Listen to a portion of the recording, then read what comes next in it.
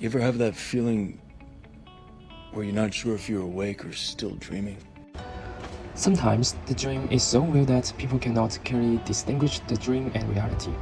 When we are dreaming, we do not realize that the world is a virtual environment which is just an imagination of our brain. The virtual world could be so real that we cannot identify it sometimes. Then, what virtual reality is? There are three common characteristics of VR systems: immersion, perception to be present in an environment, and interaction with the environment. Specifically, immersion concerns the amount of sense-stimulated interactions and the reality similarity of the stimuli used to simulate environment. This feature can depend on the properties of the technological system used to isolate the user from reality. But now you can see a video game that's photorealistic, almost photorealistic, and millions of people playing simultaneously, and you see where things are going with virtual reality. Then eventually those games will be indistinguishable from reality. They'll be so realistic you will not be able to tell the difference between that game and the reality as we know it.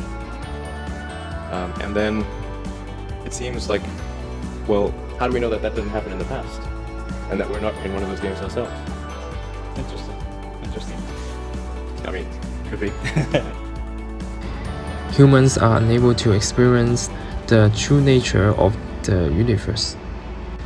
Our senses and brains can only process a fraction of the world.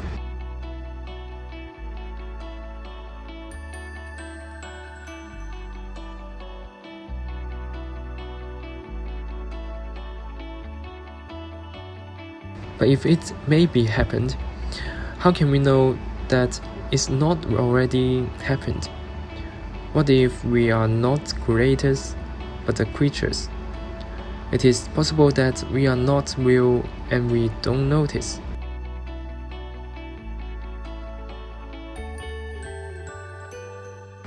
All the things in the world can be created instantly when you observe them.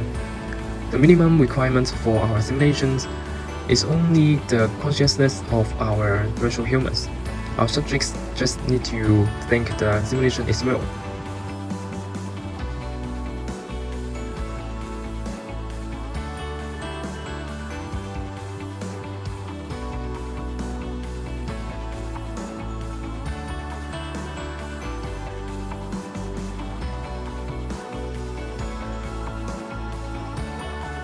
By putting on a VR headset, workers can experience a life and death situation that is impossible to safely recreate in real life. Like a 50-story construction site without scaffolding.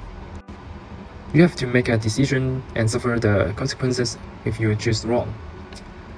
The sensation is genuine and impressive. There is a study found that students have 30% better knowledge retention 2 weeks after learning with VR as opposed to traditional education methods. VR training and learning have a great potential in the workplace and school. Because of the COVID-19, people are not permitted or hard to go outside to buy leads. They can only buy from the internet. However, they can't have a try before purchasing the products.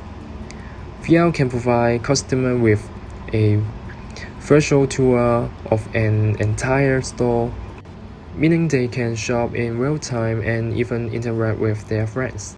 For example, a company called Upsex, which enables brands and retailers to deeply engage customers by presenting interactive virtual stores on their websites. Also, people can visit museums through VR.